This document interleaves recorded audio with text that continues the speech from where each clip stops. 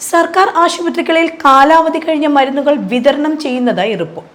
Controller and auditor ജനറലിന്റെ റിപ്പോർട്ടിലാണ് 26 സർക്കാർ ആശുപത്രികളിൽ കാലാവധി കഴിഞ്ഞ മരുന്ന് വിതരണം ചെയ്തതായി തെളിഞ്ഞത്. കൂടാതെ ഗുണനിലവാരമില്ലാത്ത മരുന്നുകൾ 146 ആശുപത്രികളിൽ വിതരണം ചെയ്തതായും CAG കണ്ടെത്തി. കൂടാതെ ഗുണനിലവാരമില്ലാത്ത മരുന്നുകൾ 146 ആശുപത്രികളിൽ വിതരണം ചെയ്തതായും CAG കണ്ടെത്തി.